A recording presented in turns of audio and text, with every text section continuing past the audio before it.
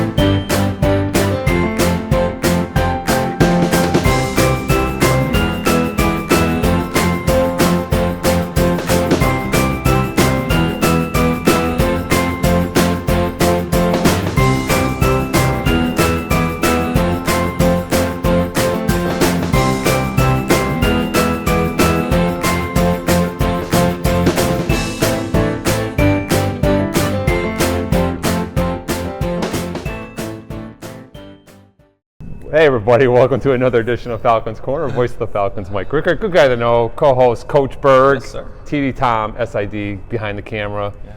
I don't know, I thought he was left-handed, now he's right-handed, now he's ambidextrous. Ambidextrous. Yes. Double fist and Ferg. Yes. All right, last week we got off the show with you, so you now have another win and an Athlete of the Week. Your first Athlete of the Week as coach. How about that? Yes. Yeah, So go ahead. So we went 1-1 last week. We lost to Harcum College, I think, who actually broke inside the top 10. I think they're 10. I thought I saw the rankings. They were at 10. I thought they broke through. They should have. So went down to the Proving Grounds and didn't quite get the result. So we left there on Wednesday with the W, or with a big L, actually, not a W. Okay. But we rebounded pretty good and came back on Saturday, and we hosted Bucks County Community College, who used to be a part of Region 19. Right. No longer a part of Region 19. They, transitioned to a 4-year school, and they're in the conference with like a lot of the Penn State satellite campuses and Manor. I always screw up the letters. It's USCAA. Yeah. So they came up. Justin Burrows is their coach. I've known him a long time. Came and we walked away with a 2-1 victory on Saturday. It was a beautiful day.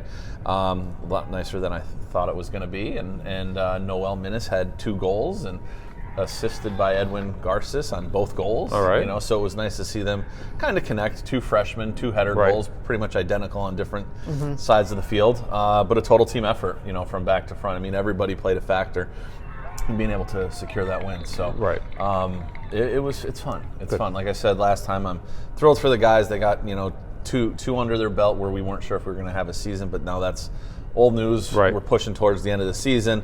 We have three matches left, starting with today at County College of Morris. Or 2 days ago. Or 2 days ago when this is published. Right. And then Ferg. Saturday, results. Hopefully we can make it 2 in a row on that. And then Saturday we have Mercer County Community College. We're playing that at Mid-Valley High School. Yep. And then we wrap up next Monday with a previously postponed game with Penn State Scranton, at Penn State Scranton. So, didn't have a lot going on in September, which was kind of good because we were able to build up and really start gelling as a team and build some chemistry. So a little bit of a shortened season in terms of games, but hopefully we'll be ready, to get to the playoffs on November 1st. So, all right, good. Yeah, it was great work all around, but, Noel, Athlete of the Week, has voted on. Are we going to talk to him? We're going to try to, yes. Okay. That's the plan. Okay. We'll give it an attempt. All right. Good. The old college try. Yeah. Yes. All right, good. It was a light week last week, but we had volleyball. We did.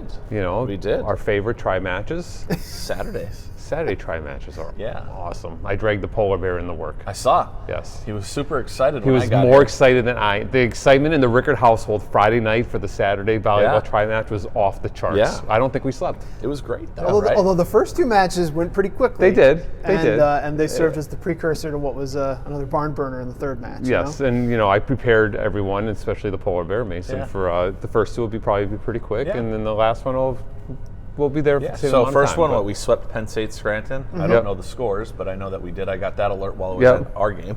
Yeah. Yep. 3-0, and then... It was 3-0. I mean, Penn State Scranton is kind of at the point where we were even 4 years ago, maybe, where, you kind of still have a roster together, but you're not scoring a lot, and you're just kind of trying to get through the season. Their coach resigned like 2 weeks after they started preseason, and kind of left them. So I know their athletic staff members had been pitching in, kind of like we did. Right. And then it looks like I think their head coach is maybe Danielle. I think she's a basketball official. I've seen her. Yeah, for I don't know if she was the handful of our assistant games, or the but they head coach, kind of stepped in and got put into it. So at least they reached out to them last week. I know they've been struggling with numbers during the season. That, nope, we want to play. That's how you build a program. That's kind of our mentality, where it might not be ideal in the moment, but you can be the starting point for something that's maybe a little bit bigger. Right. And then the Lehigh Carbon match was very competitive, like we thought it was, and we lost in 5. Yeah, that's the second time, I believe. Second time we've lost in 5. And they're ranked in the top 15 in the country for Division III. Right. Yeah, I mean, we were down 2-1 going into the 4th set, and similar kind of reverse of the last time. Lehigh Carbon looked like they were going to take the 4th set, and we kind of stormed back towards the end and were able to come away with the win, force that 5th set. Just couldn't get going in the 5th set. I think Lehigh Carbon got up to, I think it was 7-2 or something like that, and we just couldn't find that next gear to kind of string a couple points together. Right, and I know we were a little bit shorthanded on Saturday too, is that Nadia Toth wasn't feeling the best, so she didn't play, and then Coach Reese had a couple girls that had previous engagements that she knew about early in the season or even during the summer. So a little bit shorthanded there, but played hard and getting ready for what counts, and that's going to be championships. Yeah. I mean, we're a couple weeks away. We still have some regular season games to finish up this week, right? Yeah. So big Wednesday is their Dig Pink game, right? So if you want to come out and make some donations, and I don't know if they're having the raffles here or down at the Angeli Hall. Or well, no, they're doing some stuff at Angeli Hall. Obviously, this will be after Dig Pink, but they're doing some stuff at Angeli Hall on Tuesday and Wednesday where they're soliciting donations there, and then they'll have raffles and donations at the game against Northampton on Wednesday night. Right. 5 o'clock, obviously, is when it's going to start for, I guess that matters for us, the 3 of us here, here, nobody else. But looking forward to it, because I'm not sure if we've had a Dig Pink, not since I've been here, certainly, but I'm not sure if we've done much with Dig Pink or breast cancer awareness. Yeah. We have in the past, but just like anything, when you have coaching changes and, a season or maybe 2, but it's only 1 year, those things, they're really focusing on building a program similar to what Coach Reese has been doing the last couple of years, building the program where now you can kind of do it and get that community involvement. And she found a great organization that's actually pretty near and dear to my heart as Michelle's Ladies in Pink. Michelle Zini passed away in 2005. And she was one of my sister's best friends, so it was interesting that she reached out and wanted to know what organizations locally where the funds stay local, and they definitely do. Good. Good. And then they're back at it Friday. They're having a blackout Friday. Yeah, I think. Blackout on Friday. Yes. So you get to wear pink on Wednesday, and then you get to wear black on Friday for sophomore day. How about if I don't have pink or black? It was like red or something, like black. It's like death. It's so sad. Yeah. But we're celebrating our sophomores. Like, well, maybe that was their choice then. Yeah, maybe. I guess. Yeah. I don't know. I mean, I'm wearing black today, but my soul is black. My heart. At times mine are. Yeah, his heart didn't grow 3 times. My heart it shrunk to black. Is black. So every day is it's a black piece of coal. Every day is a blackout for me. So there's that. Yeah, no, I'm excited for them on Friday. Hagerstown coming up. It's kind of kicking off our homecoming festivities. Right. For the weekend, which is really what she was looking forward to doing and things like that. So a weekend of games. And if there's nothing better than I like a tri match on a Saturday, it's a Friday 6 o'clock volleyball match. I bet. Yeah, because it doesn't interfere with Friday pizza night or anything. Maybe we can have it. And it's not going to interfere with Game 6 of the NLCS that first pitch is at 4 o'clock on Friday. I know. So maybe you are the voice. Well, maybe someone else could take over for the voice because I'll be in just pre-record Flushing, Queens. I'm hoping. Yes. So all right. So we're gonna have maybe an interview coming up here. Yeah, we're gonna try. We owe an interview to Bryan Johnson. Right. And we owe an interview obviously now to Noelle. Right. So we're gonna try to get at least one or both of them at some point here. All right, and then we'll be back and wrap this bad boy up. That's what we'll do. All right, we're back in the Falcons Corner. Take flight.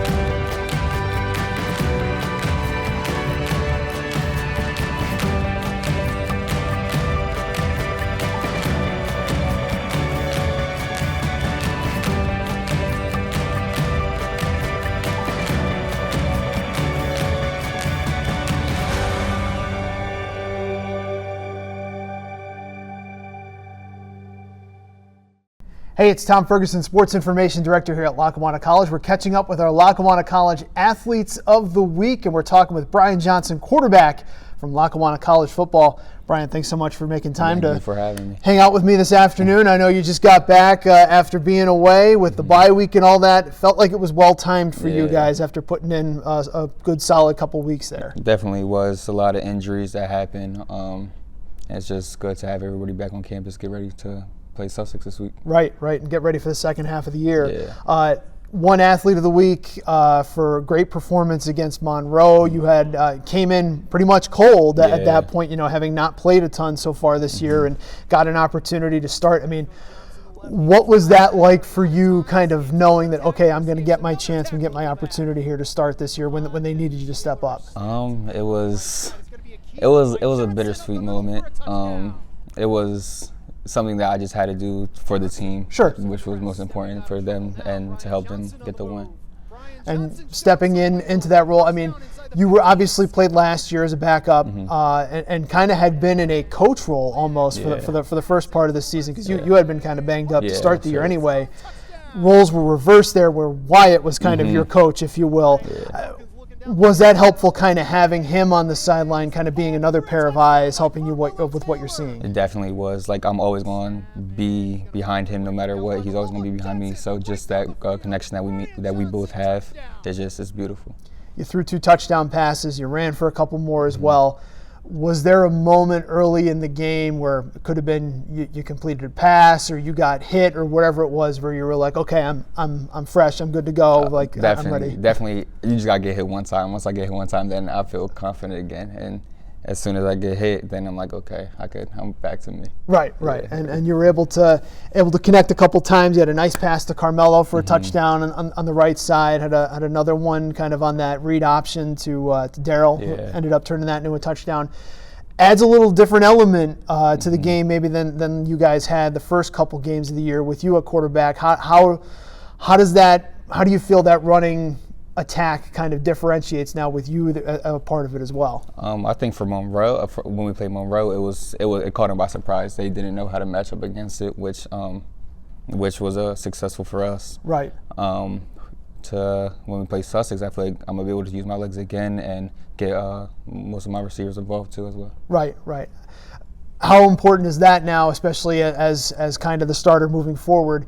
Developing that rapport, that relationship with your receivers, because it's a little different catching from a righty versus a lefty, Definitely is, and I haven't worked with them a lot because I was also hurt the first 3 weeks, so just building that connection is going to be huge moving forward.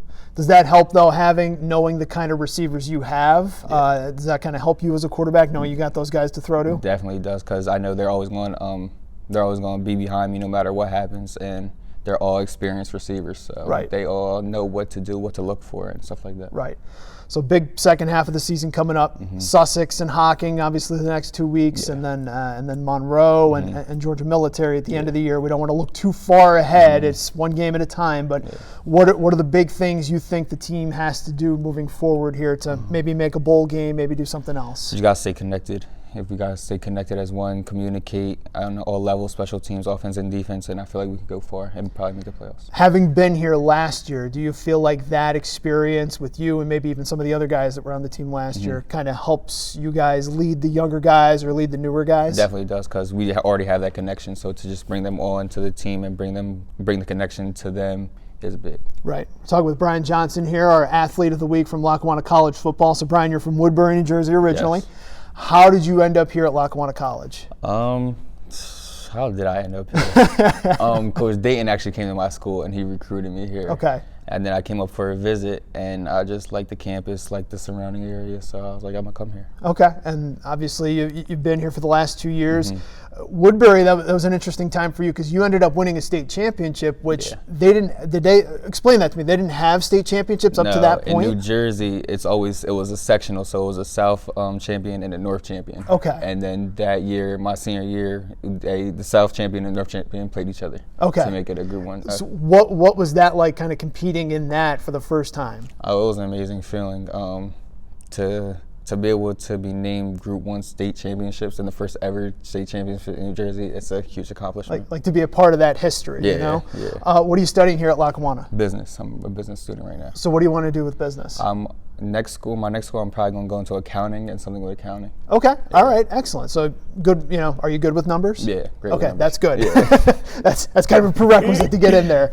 Obviously, football going to be part of the plan too, Yes, right? definitely. Do you have any idea yet where you're going to go, or are your options still open? Options still open right now. Okay, very, very cool.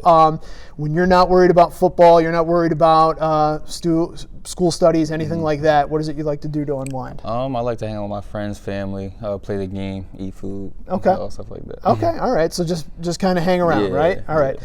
Who's your favorite team? Eagles. Football. Eagles? Yeah. Okay, all right. So you're okay with this past weekend, right? Yeah, we got the win. Back on the right Yeah, track. We got the win. Very cool. Well, Bryan, we appreciate your time. Thank Good luck this week. I mean, what's going to be the key? You've already faced Sussex so far this year, so you guys know what you're doing. Yeah. On the flip side, they also know what they can do. So what do you think is going to be the big key on Saturday, especially coming off a bye week, to getting the victory? Probably just executing. Make sure everybody knows what they're doing, getting the ball in my playmakers' hands, defense playing their part, and special teams. Right. So everybody kind of doing their thing, Yeah. and let's go 1-0 this week, Yeah, right? of course. All right. Well, Bryan, we appreciate your Thank time. you. Congrats on Athlete of the Week. Thanks for all your success, or congrats on all your success. Thanks for coming on. Hopefully we get to talk to you again. Thank you. All right, excellent. Bryan Johnson here, Lackawanna College Athlete of the Week. We'll be back with more on Falcons Quarter Take Flight.